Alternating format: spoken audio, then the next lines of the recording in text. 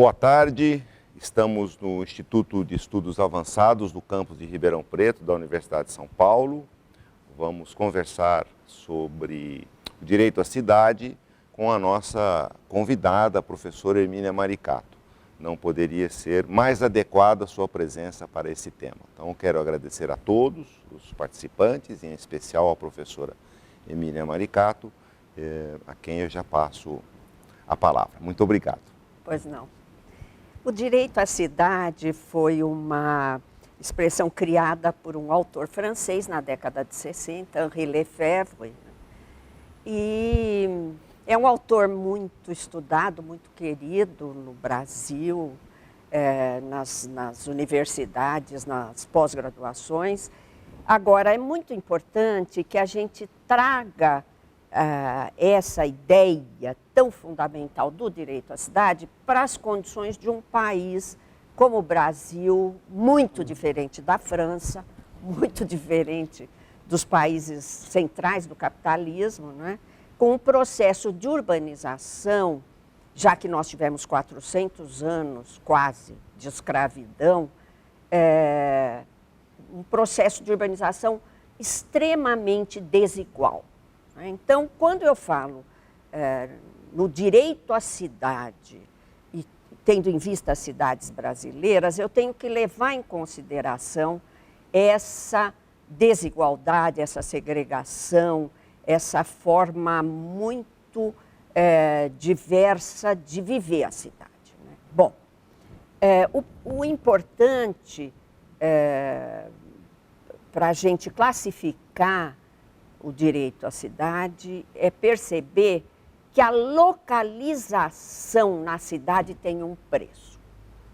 Então, a terra ou o imóvel, o preço dele depende da localização na cidade. O que eu quero dizer?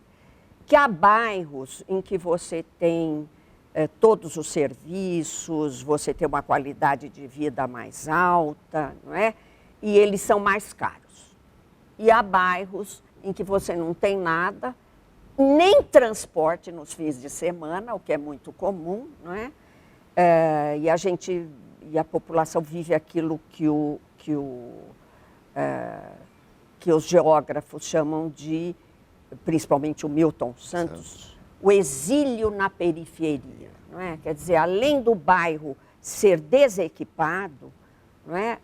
Essa moçada que lá vive, que não tem equipamento esportivo, cultural, não tem cinema, não tem lazer, também vive um exílio no fim de semana, né? Todo mundo sabe, eu acho que eu não vou assustar ninguém, se eu disser que as periferias das nossas cidades, elas são fortemente dominadas e progressivamente pelo crime organizado.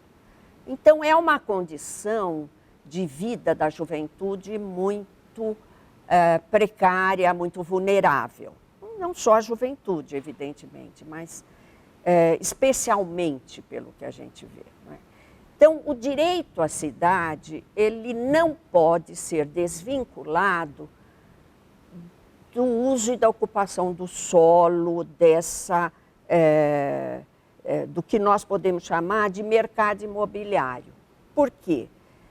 Porque já que a localização na cidade tem um preço e pode pagar pelo direito à cidade quem tem dinheiro, não é? Então o direito à cidade ele é bastante desigual, não é? Dependendo da classe social, dependendo do bairro onde a gente vive, né? Existe um certo mito em torno do plano diretor, né, que é o assunto que me trouxe aqui, de que uma norma jurídica pode resolver o problema da exclusão social, da segregação, desse não direito à cidade, né?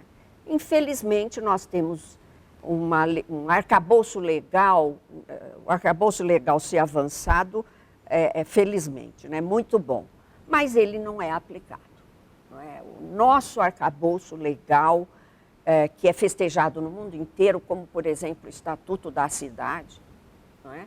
Como, por exemplo, a Lei Federal da Mobilidade Urbana, como, por exemplo, o Estatuto da Metrópole, como, por exemplo, a Lei Federal de Resíduos Sólidos, não é? Nós temos um arcabouço legal avançado, mas nós temos uma persistente desigualdade e segregação. Por quê? Por conta, principalmente, de um mercado imobiliário altamente especulativo, quer dizer, ele é muito rentável, ele é bastante forte no Brasil, né? Toda a legislação, essa legislação que eu estou apontando, ela restringiria a especulação, não é? Ela bebe um pouco na legislação europeia, nas suas raízes. Mas, na verdade, nós temos uma dificuldade de aplicação dessa legislação avançada no Brasil e o mercado imobiliário corre solto e especulativo, dirigindo, na verdade, a realidade. Bom, eu preciso falar meu nome para depois editar, né? Então, eu sou Marcelo Marini Pereira de Souza. Emília, vou cutucar você um pouquinho nas coisas para a gente, enfim, debater um pouco. Eu entendo da mesma maneira, mas talvez um pouco mais perverso. Essa desigualdade, ela presente na sociedade, ela tem reflexos na cidade. Então, e a legislação, conforme você mencionou, ela é bastante adequada na teoria. E essa desigualdade, a volúpia dessa desigualdade municiada pelo dinheiro, né, pelo capital, ele traz distorções bastante graves. Por exemplo, na legislação seriam obrigados a deixar 20% de áreas verdes nas suas diversas modalidades, 5% de área institucional, pelo menos. Pois bem, na periferia, né, não no centro dos grandes núcleos, a área verde ela é solenemente abandonada. E na área mais nobre, não é? Ela é solenemente ocupada, ou por efetivamente uma praça, algo público, ou pelas edificações dos mais ricos, né? Aqui em Ribeirão Preto, por exemplo, nós temos uma avenida lindíssima, que é a João Fiuza, que os prédios ocupam a área verde pública, definida em cartório, né? Enfim. Por outro lado, as áreas não ocupadas na periferia, as pessoas vão ocupá-la para moradia. E o Poder Judiciário, que é bom a gente não falar muito, mas o Poder Judiciário, ele faz o quê? Ele sustenta a moradia na Zona Sul, a ocupação da Zona Sul, das áreas verdes públicas da Zona Sul, e manda retirar o cidadão que ocupou uma área para direito à moradia. Então, essa desigualdade, além dos reflexos que você mencionou, ela é mais perversa, porque ela revolta as pessoas. Ela faz com que essa diferença se exacerbe. E a gente fica imaginando como fazer para que haja uma reversão nessa resultante, né? Que a gente consiga dominar essa corrente toda e as desigualdades aos poucos vão melhorando, né? Vão se amainando. Olha, vou na linha que você pegou, mostrando de como é que a lei se aplica de forma arbitrária no Brasil. E Ribeirão Preto repete aquilo que as cidades, principalmente de porte médio, estão repetindo no Brasil inteiro, que é o loteamento fechado. O loteamento, pela lei federal, as ruas são públicas, e ele, necessariamente, na gleba, tem que preservar uma parte que é de área verde, de área institucional, portanto, pública. No entanto, é comum a gente ver, como a gente vê aqui, loteamentos fechados, ou seja, privatizando totalmente a área institucional, a área verde e as ruas. Não é? Mas isso não é visto como ilegalidade. No entanto, quando você tem uma ocupação popular de pessoas que ocupam compulsoriamente, porque eu costumo dizer assim, todo mundo precisa de uma moradia. todo mundo. No momento em que parte da nossa população não é atendida nem pelo mercado, nem pelo Estado, é muito importante isso, hein? Porque é uma parte da população que não tem alternativa. Essa parte varia, por exemplo, 80% em Manaus ou um quarto na cidade de São Paulo, né? Isso varia muito. Então, ela ocupa muitas vezes área de proteção permanente, área de proteção dos mananciais, e isso, claro, é considerado crime, porque contraria a lei. Então, aí, muitas vezes, a lei se aplica. E as pessoas vão para as ruas. Eu tenho visto isso. Eu tenho mais de 40 anos de vida profissional, ocupei cargos públicos. Eu vi isso acontecer. Como é que a gente resolveria isso? Isso eu acho que é uma discussão para o Brasil inteiro fazer. Não é? Eu não sei se resolve, pelo menos muda a resultante. Eu gostaria de dar um palpite sobre isso. Não é? Eu ocupei a Secretaria de Habitação e Desenvolvimento Urbano na cidade de São Paulo, na época da Irundina, e foi uma das maiores lições da minha vida. Não é? O judiciário não conhece a legislação urbanística. Isso é alguma coisa que não é só o judiciário, a mídia, a realidade da cidade, ela é pouco desconhecida até para a própria população da cidade, né? A gente trabalha muito com uma representação ideológica da cidade e não com a cidade com seus indicadores científicos, não é? O grau, por exemplo, hoje nós temos no Brasil, em muitas cidades, uma epidemia de chikungunya e dengue, que tem tudo a ver com a condição urbana de moradia. Eu vou fazer uma palestra na Oswaldo Cruz, na Fundação Oswaldo Cruz, no fim desse mês. Os médicos estão muito interessados na questão urbana, porque eles estão percebendo o grau. Por exemplo, nós podemos dizer que o índice de homicídios no Brasil, que começa a atingir números de guerra civil moderada. Os números saíram a semana passada aí pelo Atlas da Violência do IPEA. São tidos como epidêmicos. Quando você estuda uma cidade, você percebe que essa taxa os maiores indicadores de homicídios, as maiores taxas estão em determinados bairros, inclusive em algumas ruas.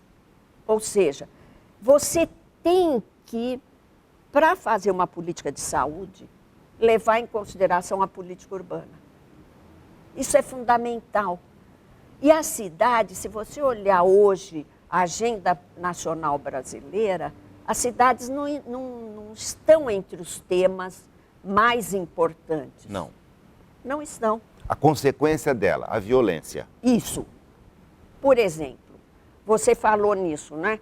Nós temos uma violência, uma desigualdade que está representada na cidade.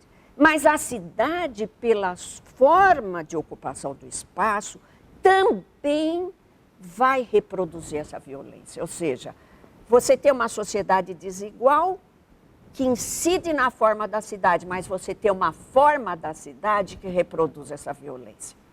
Quando a gente fala em violência, raramente a gente fala na concentração territorial da violência.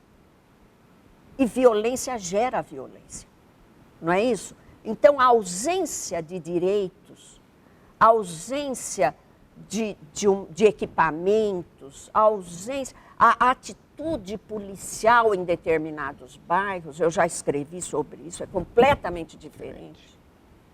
Não é? O policiamento, a polícia, porque a polícia também é vítima, na verdade, dessa circunstância. Ela entra em bairros conflagrados, dominados pelo crime organizado, a população também é vítima, não é disso. Mas ela entra de uma forma extremamente violenta e gerando... 120 tiros de fuzil. Isso. É consequência. Isso. dessa postura. Exatamente. Para terminar essa primeira nossa...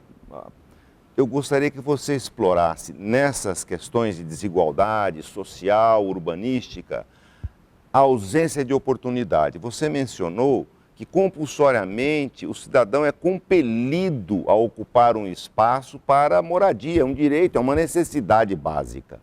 Da mesma maneira, os jovens, você mencionou os jovens, mas não só, talvez principalmente, a perspectiva, a ausência de oportunidade, ele não tem oportunidade de nada. E a cidadania inicia pela oportunidade, inicia por um grau de desigualdade menor, nem sei se é igualdade nesse momento, mas a ausência de oportunidades. Como é que você ataria essa questão no processo da cidade?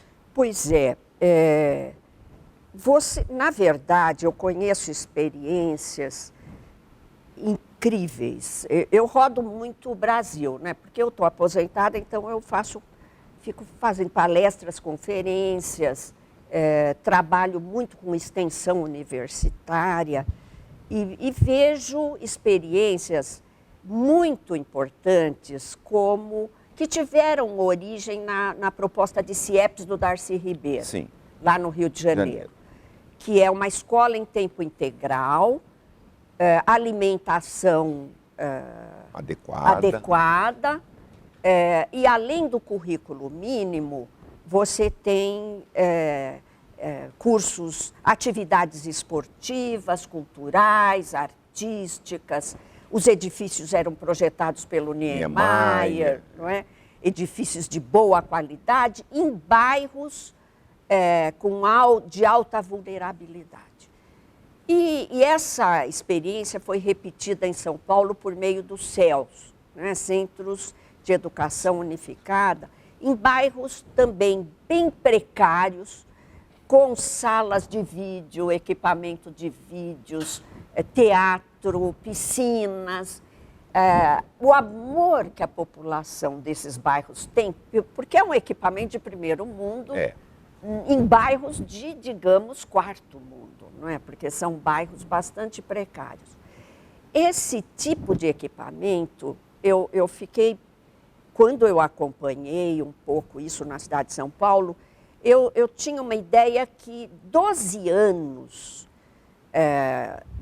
desse equipamento nas periferias, ele mudaria a condição de vida na cidade, de desigualdade. Sem dúvida, porque uma criança, ele entra agora num equipamento desse com 8 anos. E ele vai ter aulas na teatro, ele vai ver cinema, ele vai produzir vídeos, que foi o que aconteceu. Em 10 anos ele vai ter 18 anos. Então, ele tem uma outra perspectiva de vida, não é? E eu visitei experiência, por exemplo, centros como esse em Fortaleza, que é uma das cidades que, infelizmente, hoje das mais violentas do país, né? E visitei, por incrível que pareça, um centro em Natal. Hoje, Natal também é uma das cidades mais violentas do país. Numa comunidade, que é uma favela, Mãe Luísa, eu cheguei num Arena, que é um projeto que foi bancado pela Comunidade Europeia, de um dos maiores arquitetos internacionais, o Herzog. Um projeto espetacular. E eu fui convidada para assistir, sabe o quê? Uma orquestra sinfônica de crianças. Eu fico emocionada cada vez que eu falo isso. Porque eu vi crianças, a maior parte negras, tocando numa orquestra sinfônica. Uma coisa maravilhosa. Oportunidade. Exatamente. Oportunidade. E aí eu fiquei sabendo que saíram dali jovens para ir para fora do Brasil, para dentro do Brasil, na área de esportes também. E isso é bancado, não é com dinheiro nosso, mas a ideia que nós estamos construindo, um projeto para as cidades do Brasil, é uma rede nacional, é de pegar projetos como esse e disseminar no Brasil. Fazer com que as pessoas percebam que as cidades vão ficar mais seguras, na hora que todos tiverem mais oportunidade. Muito bem, Emília. Vamos abrir um pouco essa nossa conversa para também os nossos convidados poderem se manifestar. Professora, obrigado pela presença aqui no campus de Ribeirão Preto. A senhora falou sobre 2 pontos que eu gostaria de pedir a sua opinião, um assunto breve assim, mas que eu achei interessante, que a senhora mencionou o fato da tendência de criação dos loteamentos, né, fechados e condomínios, e a senhora mencionou também as cidades do Nordeste, né, Fortaleza e Natal.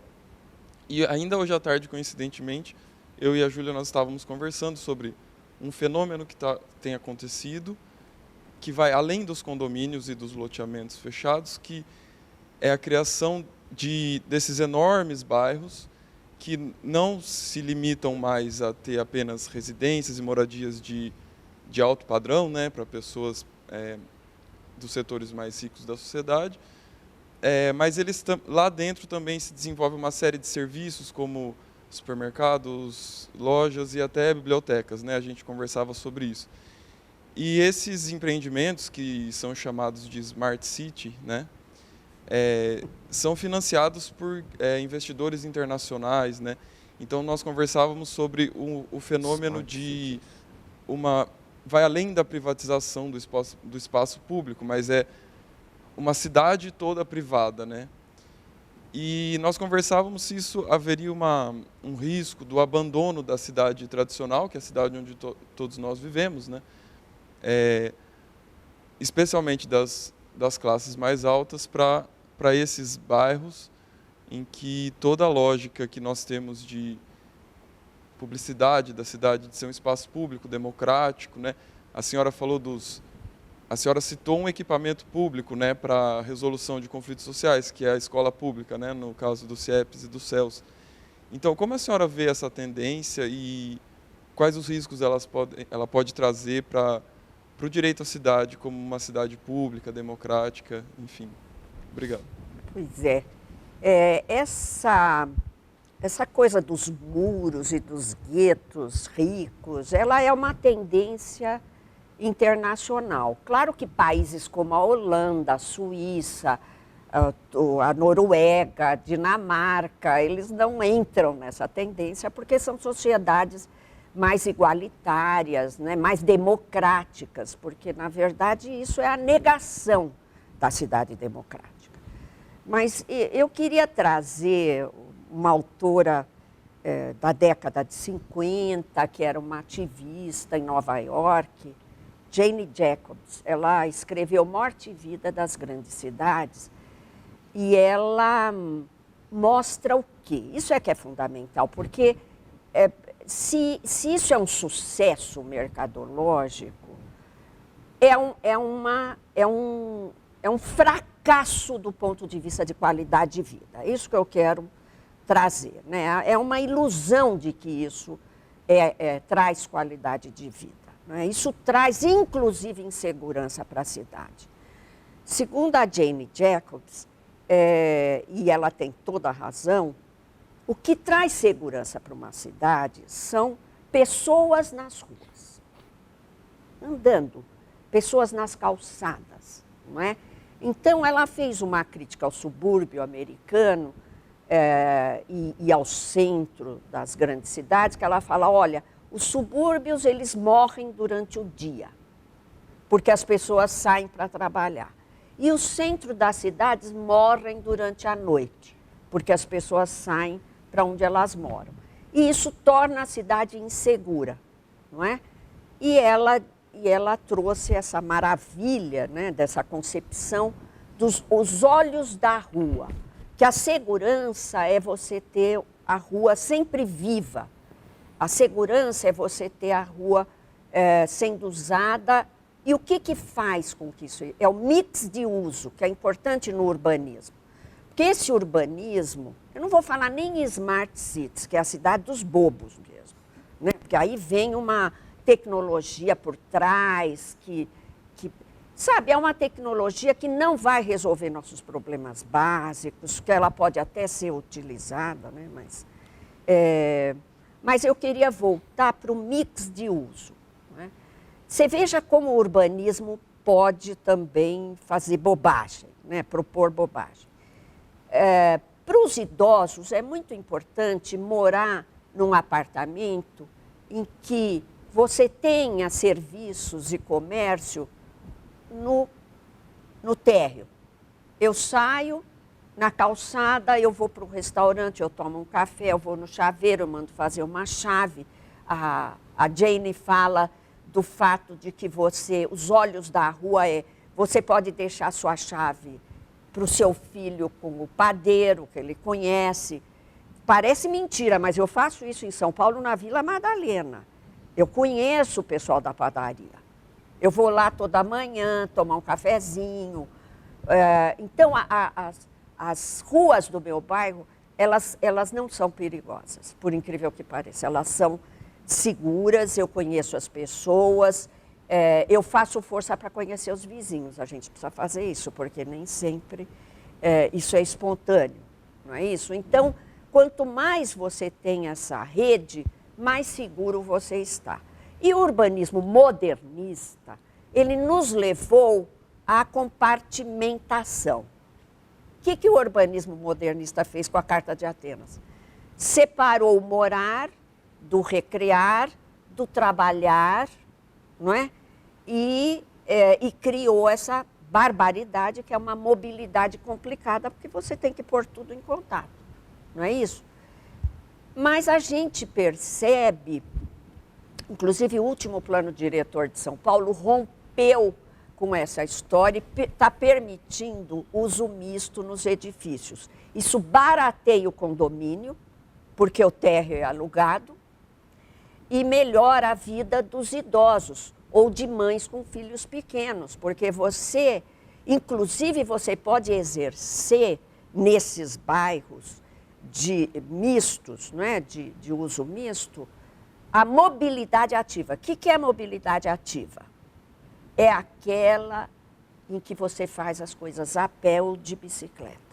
Hoje é fundamental, os médicos estão dizendo isso, para a saúde humana, que você use menos o carro e ande mais a pé ou ande mais de bicicleta. Eu não tenho idade para andar de bicicleta, infelizmente, mais, né? Mas eu ando muito a pé pela Vila Madalena, porque eu faço... É muito fácil, eu tenho tudo no caminho de uma... Assim, eu faço uma caminhada de, no máximo, 500 metros, eu tenho supermercado, eu tenho padaria, eu tenho lavanderia. Então, é uma qualidade de vida realmente... E que depende do urbanismo. O que está acontecendo nas nossas cidades? Eu já andei em ruas aqui em Ribeirão Preto com muros dos dois lados, que jamais teria coragem de andar à noite, ou mesmo de dia, porque são centenas de metros de muros dos dois lados. Quilômetros. Quilômetros. Aqui em Ribeirão Preto tem exemplo de quilômetros. Isso. E você sabe que é tão complicada a mobilidade porque as pessoas, elas precisam de carro para fazer qualquer coisa, não é? Então, as mulheres chefes de família, elas não percebem que elas são sacrificadas. Elas pegam os filhos para levar, muitas vezes, para a escola, que ficar fora é fatal. Você não vai ter tudo dentro do seu condomínio, não é? Você precisa, às vezes, pegar carro para ir na padaria. Quando eu tive em Presidente Prudente, ou quando eu tive aqui mesmo, em Ribeirão Preto, eu estou vindo de Sinop, que é lá um coraçãozinho do agronegócio, lá no Mato Grosso, eu sempre pergunto como é que os empregados domésticos chegam nos condomínios fechados, que é loteamento por lei, que se chama condomínio, mas não é? Loteamento. O que você compra, a mercadoria, é um lote, não é? Aí eu tenho surpresas. Por exemplo, em Presidente Prudente, me disseram assim, que as donas de casa se cotizavam, alugavam uma van que ia buscar os empregados domésticos no outro extremo da cidade. porque os loteamentos fechados ficam num canto da cidade e os conjuntos habitacionais no outro extremo da cidade, claro, bem segregado. Aqui em Ribeirão Preto, eu fiquei sabendo que há um transporte público, eu não sei se é micro-ônibus, se é van, Isso mesmo. que pega os empregados domésticos, as empregadas domésticas, no ponto de ônibus e leva para o loteamento. Aqui para nós, tem que pagar um transporte público, porque o mercado imobiliário nos levou a essa configuração. Não é smart, gente. É muito burra essa cidade. Ela não é smart. Ela é cara.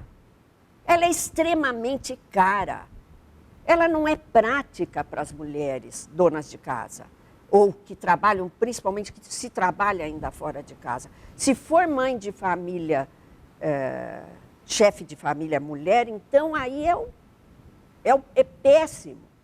Não é? Então, esse processo de urbanização, ele tem tudo de ruim. Agora, ele enche os bolsos de alguns. Não é? Porque a terra ela se torna uma mercadoria extremamente cara. E ela custa muito cara, essa cidade, para o orçamento público, para todos nós. Por quê? Porque você tem que estender a mobilidade. Você tem que, então, o transporte, o caminhão de lixo tem que ir muito longe para voltar. A água, a rede de água, ela é muito extensa. A rede de esgoto, quando existe, ela é muito extensa. Então, é uma condição estúpida. O Emília, mas pegando o gancho do Ricardo, portanto, vendem ilusão. Vendem. Porque se está proliferando dessa maneira um modelo tanto caótico, conforme você está mencionando, quer dizer, então é vendida uma ilusão, é incutido na cabeça dessas pessoas que lá será uma beleza. Não é isso, Ricardo? Sim.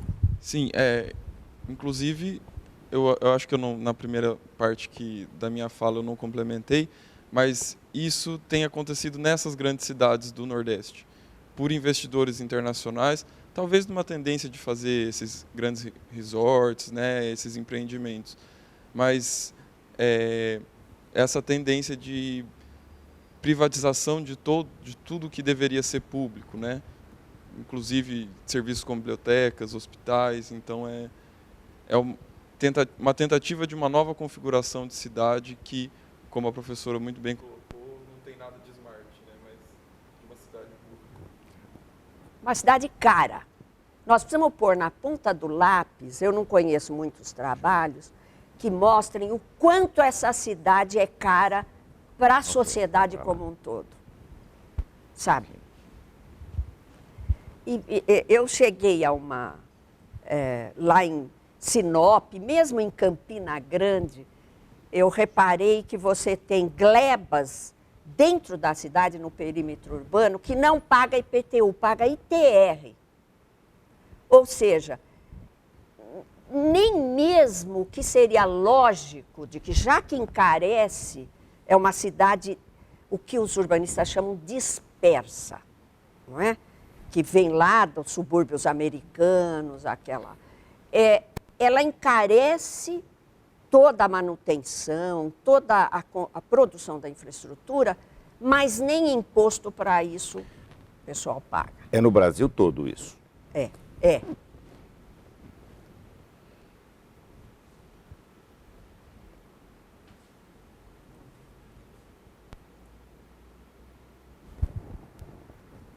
Vamos trocar o microfone.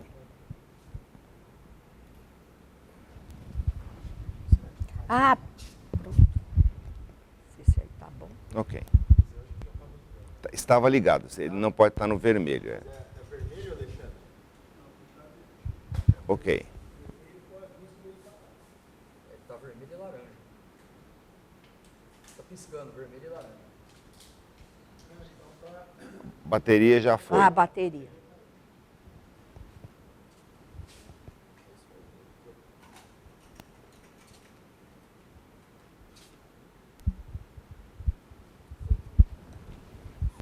Boa tarde, doutora. Queria só manter um pouquinho na questão do transporte que a doutora Pois falou. A gente tem visto em cidades médias, aqui em Ribeirão Preto também, muitas empresas de médio e grande porte têm contratado serviços privados para buscar os seus funcionários nas suas residências e levar até o local de trabalho. Dentre as alegações que eles dão, tem muito a ver com o aumento de produtividade, a questão do desgaste que os funcionários deles passam nos serviços públicos. E eu queria que a senhora falasse um pouco disso e como que isso pode gerar, o que isso pode gerar de impacto em questões de mobilidade urbana dentro dessa tendência, se houver um aumento exponencial desse tipo de uso de serviço de transporte privado. Tá. Olha, se alguém me perguntasse qual é o maior problema urbano que as nossas cidades estão vivendo, além dessa dispersão do perímetro urbano, em vez da gente ter uma cidade compacta, veja, não estou falando vertical, compacta, em que a gente consiga ter viagens menos longas, não é? O que nós estamos, a NTP mostrou isso, a Associação Nacional de Transporte Público, é que com o boom imobiliário de 2009 a 2015, as nossas cidades se ampliaram e as viagens se tornaram mais longas. Então, nós temos hoje uma tragédia na mobilidade urbana no Brasil. Se eu pegar, por exemplo, na cidade de São Paulo, a viagem média ela é de mais de 2 horas. A média, na região metropolitana. O que significa que a pessoa passa 4 horas por dia nos transportes. É óbvio que isso incide no cansaço, não é? Imagina uma mulher, chefe de família, que tem o trabalho fora, a jornada em casa, as crianças e passa 4 horas por dia nos transportes, não é? Então, é uma condição desumana o que está acontecendo. E nós temos um conhecimento muito forte, um conhecimento de excelência na área dos transportes. É só ver todos os levantamentos que a NTP faz em todas as cidades brasileiras com mais de 60 mil habitantes, não é? Que elas fazem pesquisa origem e destino, daria perfeitamente para a gente resolver esse problema. Porém, as nossas prefeituras gastam muito mais com o viário para o automóvel. Isso está lá nos livros, não é, da NTP, do que com o transporte coletivo. Então, o transporte coletivo, a lei é maravilhosa. Você, que é um especialista no assunto, conhece a lei. A Lei Federal da Mobilidade Urbana, ela traz como prioridade a mobilidade, a bicicleta e o pedestre. Isso. Não é? O transporte não motorizado. Isso. Depois vem o transporte coletivo. Depois vem o transporte de carga, depois vem o automóvel. No entanto, a lei é aplicada de cabeça para baixo. O automóvel, ele costuma ser o principal, na matriz de mobilidade, a prioridade. Não é? E todo mundo precisa saber, a segunda causa de morte de jovens, e aí não só os mais pobres, não é? Se eu pegar as pesquisas do professor Paulo Saldiva, da Universidade de São Paulo, a poluição do ar em São Paulo está impactando a expectativa de vida. Está irrespirável o ar, principalmente agora no período de inverno. Não é? Então, é tudo de ruim você não priorizar o transporte coletivo, e nós temos essas situações em que a política pública vai perdendo prestígio. É como se a gente pudesse, você deu um exemplo, como se a gente pudesse resolver o problema de uma cidade. Gente, uma cidade é uma coletividade, não tem como você afastar isso. Não tem como afastar a ideia de política pública numa cidade, não é? Você está trabalhando com o que é coletivo, não é? Que está ocupando com densidade um mesmo espaço. Então, faz a diferença. Não é? Essa perspectiva de você minimizar o transporte coletivo público e começar a trabalhar com esse tipo de, vou chamar de gambiarra, essa é a falência. Não existe, realmente, nós não vamos caminhar para nenhuma condição boa dessa forma. Lá em Sinop também eu vi o caso de uma empresa, como tem pouco transporte coletivo, né, a empresa traz os funcionários da via troncal até a empresa. Né? E é uma condição péssima. Né? É um custo a mais e que poderia muito bem estar previsto no transporte coletivo.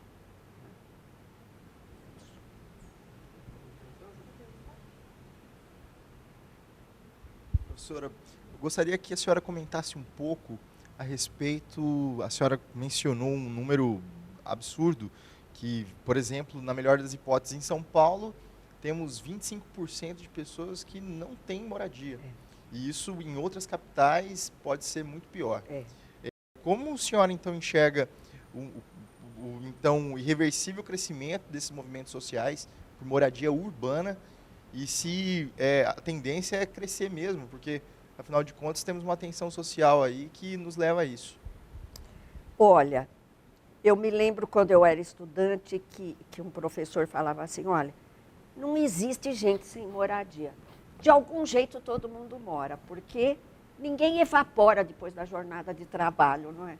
Então mora debaixo da ponte, vai morar na beira do córrego, faz um barraquinho, não é? Esse número que eu citei, não é? Se eu pegar, por exemplo, eu escrevi um livro, uma época onde estava presente esse raciocínio. Se eu pegar a renda média que o mercado imobiliário atinge, e aí quanto você precisa ganhar para pegar um financiamento num banco para comprar uma moradia? Porque moradia precisa de financiamento. Você pode comprar roupa sem financiamento, sapato, você pode comprar, não é? Mas moradia não. Moradia, a menos que você tenha uma herança, você precisa de um financiamento. Então, quanto a pessoa ganha, até quanto ela deve ganhar para pegar um financiamento para comprar uma moradia e quanto por cento da população fica fora desse acesso. Isso depende muito da conjuntura. Por exemplo, nós estamos com um desemprego que, somado ao subemprego, está chegando a 1/4 da população brasileira hoje. Então, mais gente fica fora do mercado. Não é? Então, depende da conjuntura. Mas eu fiz um cálculo uma vez e algumas cidades, 70% da população não é atendida pelo mercado imobiliário. O mercado imobiliário no Brasil nunca teve preocupação de chegar na classe média. Não é? E a política pública, nós sabemos, não chega a 70%, mas nem 40%, nem 20% da população, de um modo geral. Não é? Então, o Chico de Oliveira, Francisco de Oliveira, trabalhou muito essa questão, né? No processo de industrialização no Brasil, você tem urbanização com industrialização e migração. E as pessoas vêm para a cidade, elas não encontram nenhuma resposta para se instalar e elas fazem a chamada autoconstrução. Né? Compram um lote ilegal ou ocupam uma terra e constrói casas, às vezes, relativamente boas. E varia, né? Então, nós já fizemos esse cálculo em São Paulo, ele varia. No Rio de Janeiro, por exemplo, tem a dissertação de mestrado de um ex-presidente do IAB, que ele mostrou que mais de 50% dos imóveis não têm título. No município, região metropolitana. Então, você tem uma condição de ilegalidade generalizada. Em Manaus, eu fiquei sabendo recentemente, pena que eu não me lembro o nome do urbanista, olha, ele falou, olha, 80% é ilegal. Então, você vê que a gente trabalha com uma ficção no Brasil quando a gente fala de mercado, quando a gente fala de smart cities, né? Quando a gente fala de exclusão. Não é? É regra, não é exceção. Fica parecendo assim, aquela favela, sabe? Aquela comunidade, aquela ocupação. Sim, eu não conheço bem Ribeirão Preto. Eu acredito que não tem uma condição das piores em relação, se eu considerar cidades do Nordeste, por exemplo, ou do Norte do país.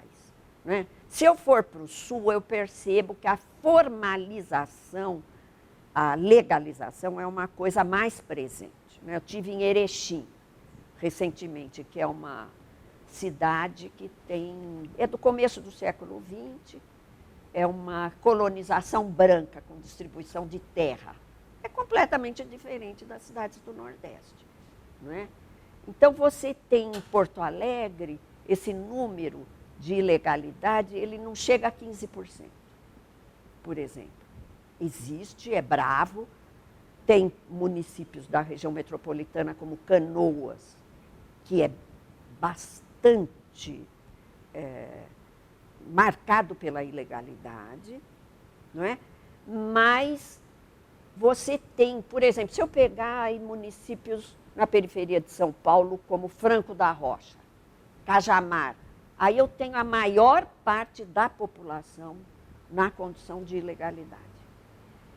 Mas, como eu dizia, né? Claro, os pobres eles são jogados para a ilegalidade por falta de alternativas.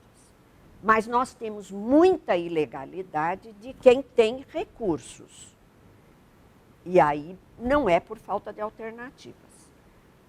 A última revista da FAPESP traz um artigo que chama As Terras Imaginárias do Pará. E esse artigo trata de uma questão também pouco visível no Brasil.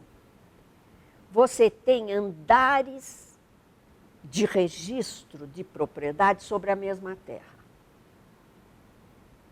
Então, o Pará, isso é evidente porque o INCRA já soltou um estudo alguns anos atrás e que agora o Ministério Público e a Universidade Federal e mais o Judiciário estão tentando ver se acomoda.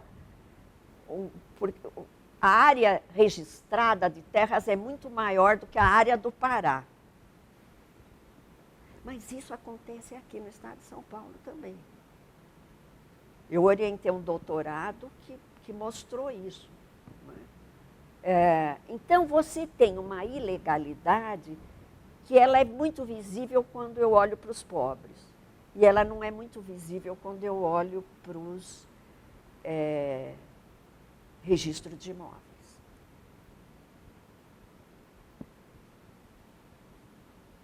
Não sei se eu respondi. É importante comentar. Júlia?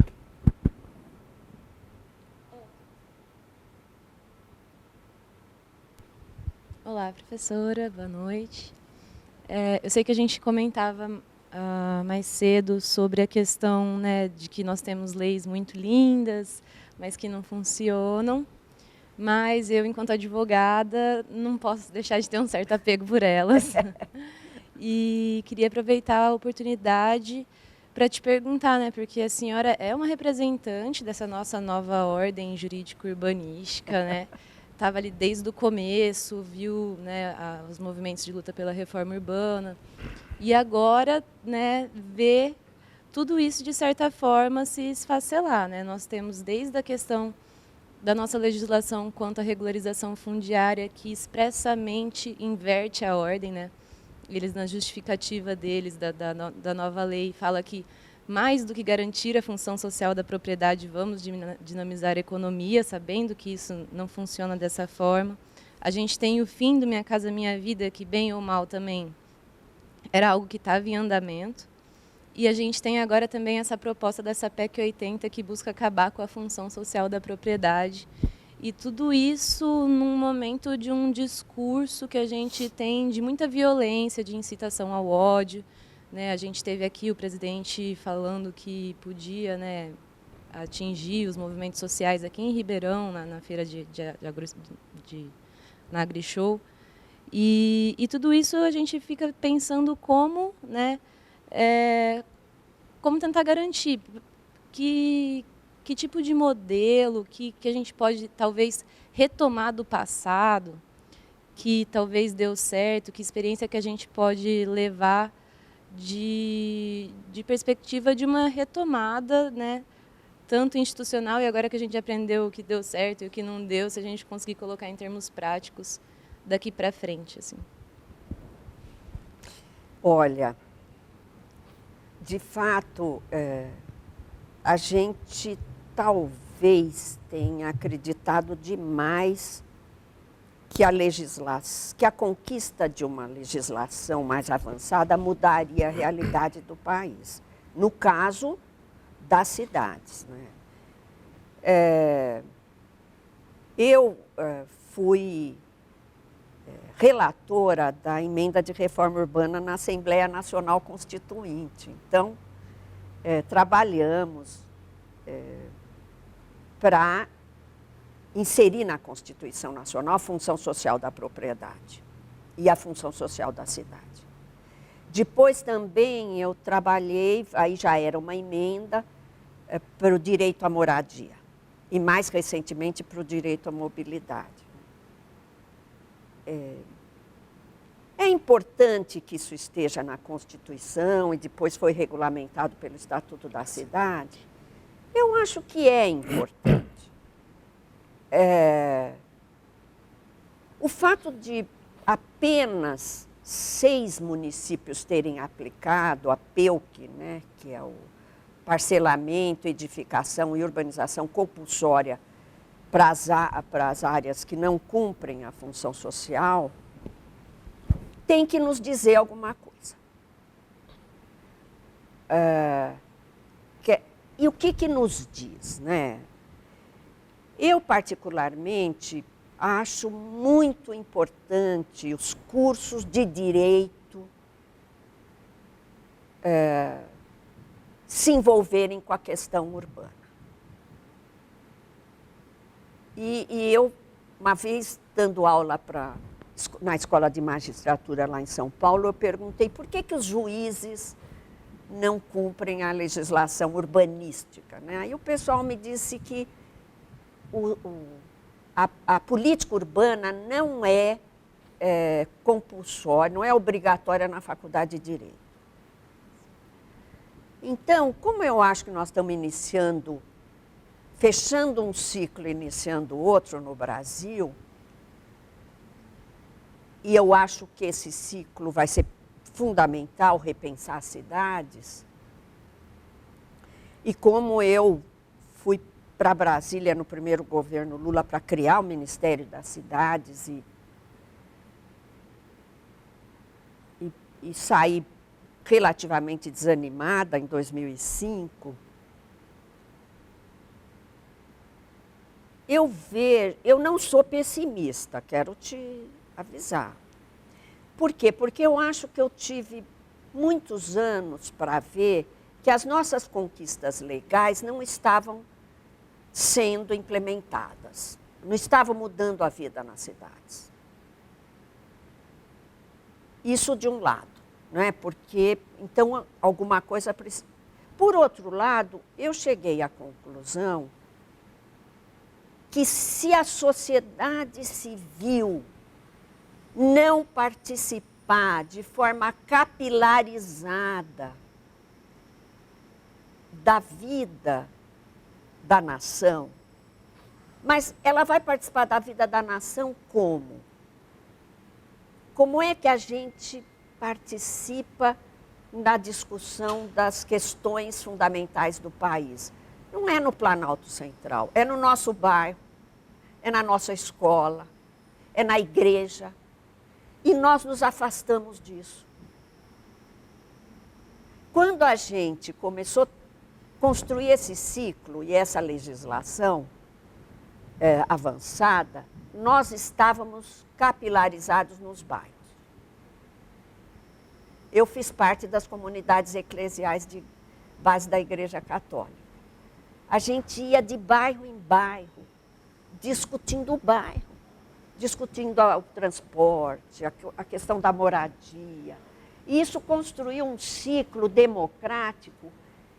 E eu não acredito em redemocratizar a sociedade brasileira se a gente não passar pelas cidades. É a forma, você está, sabe, é a forma melhor. Agora, o que me surpreendeu ultimamente é o poder da educação. O que aconteceu com esse ingresso, essa abertura de institutos federais e vaga nas universidades, essa força que tem na geração de vocês um diferencial. Não me pergunte o que é, não sou socióloga. Existe um diferencial na nova geração que está aí. E essa coisa de entender o mundo por meio da ciência, por meio do conhecimento, que é negar isso que você está trazendo, é negar o terraplanismo. É o contrário, é conhecer a realidade, porque nós temos uma tradição livresca, como diz o Sérgio Buarque de Holanda. Nós temos uma tradição discursiva e afastada da realidade. Nós temos uma tradição das ideias fora do lugar. Agora, o que nós precisamos é mergulhar na realidade. O mergulho na realidade vai mudar a universidade e a realidade. Então, eu tenho andado pelo Brasil, eu estou impressionada. É muito trabalho de extensão. Nas faculdades de arquitetura é espetacular. Agora, na área de direito, você tem, por exemplo, o Instituto Brasileiro de Direito Urbanístico. Ele está presente no Brasil todo, é uma força impressionante. São advogados especializados em política urbana, em direito urbanístico, com um nível impressionante. Vitória da Conquista, eu chego lá, tem um quadro de advogados que são os que mais discutem o plano diretor, envolvidos com a realidade da cidade. Não é uma discussão que muitas vezes até os arquitetos fazem, que é de um discurso longe da prática. Então, eu para falar a verdade, é óbvio que a gente se assusta, não é? Dizer que a propriedade é sagrada, eu falo, qual o título desses andares de propriedade é sagrado?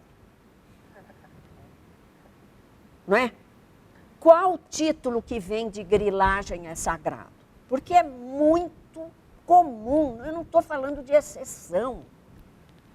Veja a tese desse meu aluno, Joaquim de Brito da Costa Neto. Está lá no site do Instituto Florestal. O Instituto Florestal publicou a tese dele. Porque a dificuldade do Instituto Florestal era garantir os parques públicos. Porque eles desapropriavam, daí a pouco aparecia mais um título. Daí a pouco aparecia mais um título. Então, você tem uma indisciplina, como chamou Joaquim, que eu já era mais radical, chamava de fraude, fraude registrária, não é? Você tem um processo de indisciplina no registro de imóveis que não me vem com essa história de propriedade sagrada, não, irmão. Sabe? Humano, como diz a moçada. Até 1850, no Brasil, a terra era da coroa. E de 1850 até o Código Civil foi uma farra do boi para registrar a terra. Então, se você conhece a história da propriedade privada no Brasil, você acaba com essa conversa. Faz o que eles chamam de a vintenária da certidão de propriedade, ou a centenária. Uberlândia foi uma cidade que eu tive que foi bem interessante, porque eu visitei as ocupações de terra. E havia um advogado que me acompanhou e ele falou, olha, Hermínia, é o seguinte, aliás, as terras eram da universidade, essas terras ocupadas. Ele falou, da praça tal de Uberlândia em diante, é tudo terra devoluta que de alguma forma foi registrada. E ele provava, ele fez uma tese sobre isso. Eu até pus no meu Facebook, porque eu achava, é tão espetacular. Então você tem elites em determinadas cidades, cuja riqueza vem de apropriação de terras devolutas. E a gente tem documento para mostrar. Então, você fala, bom, essa é uma boa causa para a gente batalhar. Nós vamos ter, já que a função social da propriedade prevista na Constituição, regulamentada pelo Estatuto da Cidade, que passa pelo plano diretor, não foi prestigiada pelos poderes municipais, porque a gente não pode tirar os executivos municipais dessa história, dominados por interesses fundiários, rentistas, etc., imobiliários, nós vamos retomar essa batalha. Eu tô com um pouco de idade já, não estou mais, mas eu estou muito animada com a moçada, sabe? É uma coisa que está me alimentando muito ver. A semana passada nós estávamos em Natal, no congresso do Enampur. Aliás, vocês estavam lá. Tinha 1.700 pessoas no fechamento do congresso. 1.700 pessoas que ficaram de pé lá a hora que eu acabei de falar. Eu saí feliz. Eu saí com bateria para encarar tudo quanto é PEC que vem pela frente, porque é a juventude brasileira que está começando a perceber, e eu acho que ela não está na linha do fla-flu, ela não tem preconceitos como a minha geração tinha. Eu acho que a minha geração tem que fazer algumas autocríticas, assim, sabe? Até para que a gente possa abrir caminho, porque nós temos que retomar, repensar cidades, óbvio, e retomar um projeto de país. De médio e longo prazo, viu, gente? Eu não tenho pressa, eu sou muito... É um processo. É um processo. É um processo longo. Muito bem. Infelizmente, o nosso tempo já se foi. Eu quero agradecer os participantes e agradecer imensamente a Hermínia Maricato, que